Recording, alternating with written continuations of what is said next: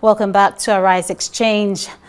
Now, central banks in Africa are adjusting interest rates in response to shifting inflation trends and economic pressures. South Africa's central bank cut its benchmark rate by 25 basis points to 7%, the lowest since November 2022, and signaled a move toward a lower inflation target. The decision comes as the country faces new U.S. tariffs that could weigh on its already struggling economy. Here in Nigeria, the central bank held its key rate at 27.5% during its 301st MPC meeting. Governor Dr. Olayemi Cardoso said the move aims to sustain the country's disinflationary momentum. Meanwhile, the Bank of Ghana slashed its interest rate by a record 300 basis points to 25%, citing a sharp fall in inflation and growing confidence in economic stability. Now, these moves highlight varied strategies across the region as policymakers weigh inflation control against the need to support growth.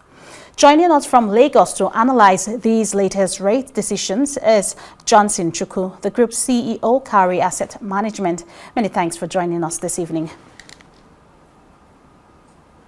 Thank you, Georgina, for having me. Good evening. Good evening. Now, let's start by understanding what the risks and gains of South Africa's rate cut are amid the U.S. tariffs that's just been, given to them.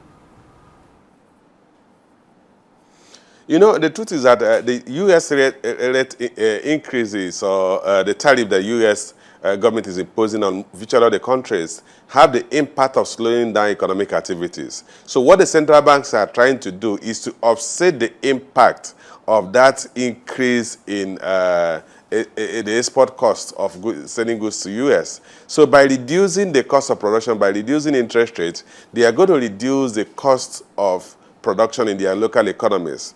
They will also enhance local consumer demand. So thereby offsetting part of the decline in demand that will be occasioned by increase in tariff. Because bear in mind that when the U.S. imposes tariff on a country's export, what that means is that the volume of goods that that country is going to export to the U.S. will decline. A country like South Africa that has the U.S. as a major export partner will have a significant decline in their export commodities, their export volume. So which means if they do not do anything to stimulate local demand to offset that decline in export, you're going to see a contraction in gross domestic product. You're going to see a contraction in productive activities.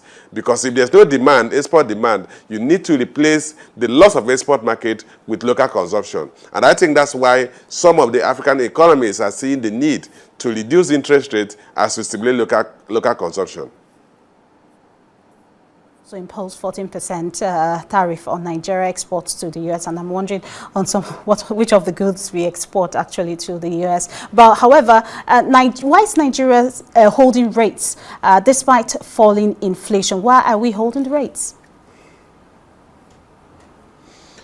Georgina, our own is a peculiar situation because if you look at a country like Ghana, where we saw a decline in inflation from 18% to 13.7%, or a country like South Africa and several other countries that are seeing a decline in inflation. We have also seen a decline in inflation, but on the converse, we're also seeing a declining trend in GDP growth rate.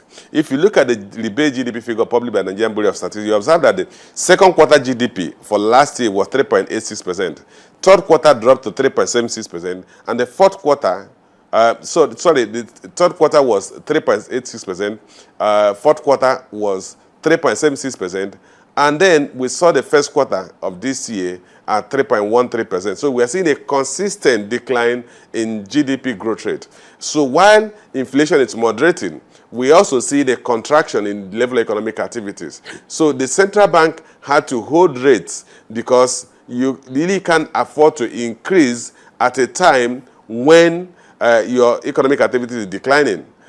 So it's not yet time for the central bank to say, okay, let us loosen, because we are still dealing with inflationary pressures. At 22.22%, that's still materially higher than what the central bank considers as the benchmark inflation rate. So we're dealing with declining GDP growth rate, so which ordinarily will make you to loosen, so that you will allow for more productive activities.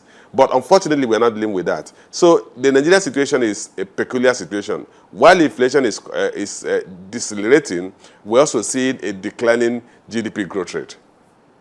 But let's take a look at Ghana now. Is Ghana's sharp rate cut sustainable given the external risks involved? Well, I think that Ghana's economy, we have to recognize, has turned the corner. If you look at the decline in inflation rates, you're talking about a decline from 18% to 13.7%. So, and it's expected that yes, utility prices have still remained stubborn. But even at that, you are seeing virtually other commodity prices declining in Ghana. So, and that has been consistent over time. So it's expected that that trend will continue, and even it is even projected that the Bank of Ghana will further reduce interest rates in this current year in the September and November meetings. So Ghana's economy can clearly say that it has turned the corner. We've seen stronger GDP growth rate. We've seen consistent deflation, disinflation, not deflation, in Ghana. And I think all indications are that they will be able to sustain the decline in interest rates. So make us understand how these global factors shaping the African Central Bank decisions. How is it making them decide what actions to take, or they've taken already?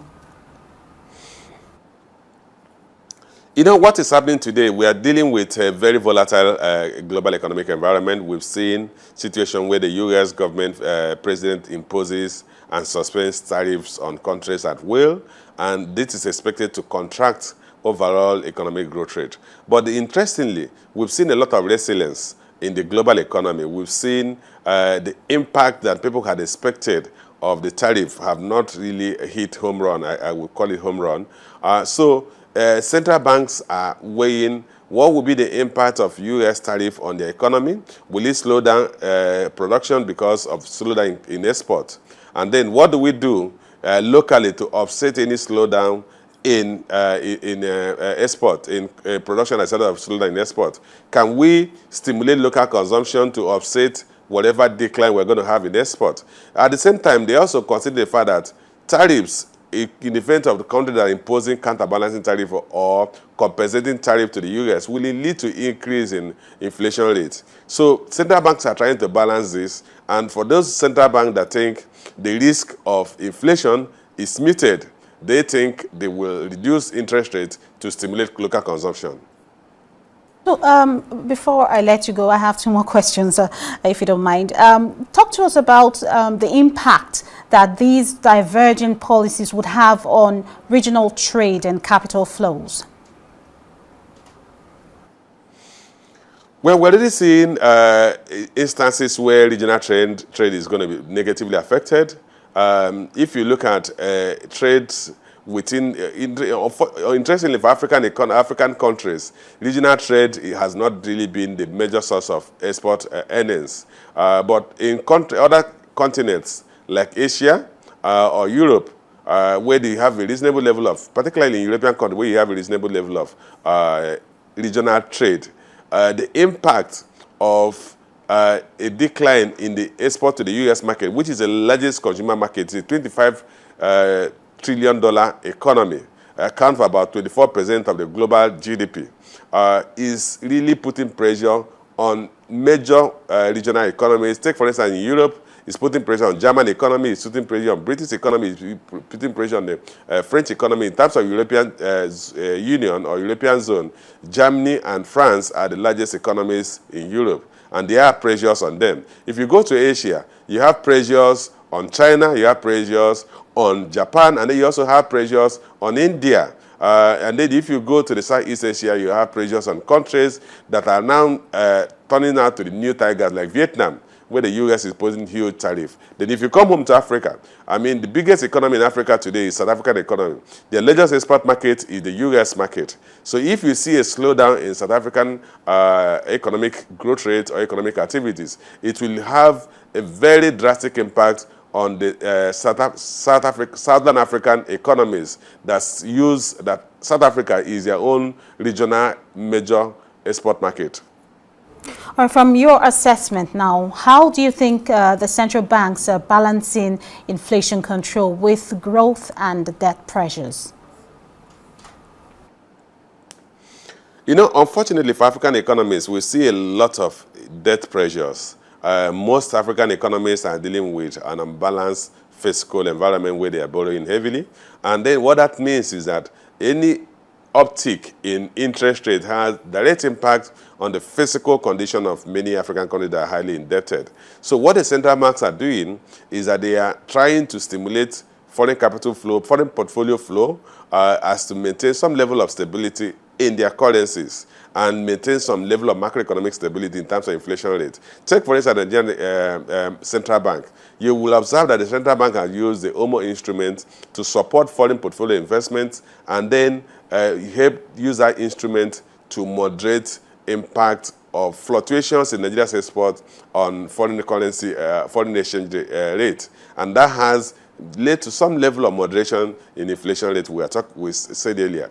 So the central bank have to deal with the very delicate balancing act. How do we stimulate economic growth at a time when there is exogenous factor coming from policies of the U.S. government as it affects their export market?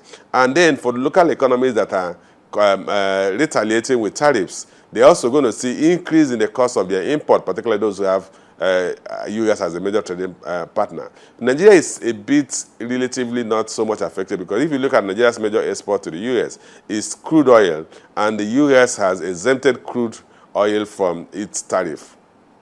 All right, so let's move away from Africa now. Let's take a look at Trump's new policy, the new tariffs that is getting set to take off. We are seeing that there has been a drop in markets following lower openings in Europe and Asia. How do you see this playing out in the long run with Trump insisting on the new tariffs for about 70 countries? Georgina, the truth is that if you impose tariffs on those 70 countries, you are going to see a very significant slowdown in global economic activities. Take, for instance, the major hitter, the big economies in the world. If you look at the top biggest economy, they account for almost 60 to 70% of the global GDP. And those countries are all affected. Like I said earlier, U.S. accounts for 24% of the GDP. We're going to see in the medium to long term, we're going to see a negative impact of these tariffs on the U.S. GDP, U.S. consumption, because costs are going to increase.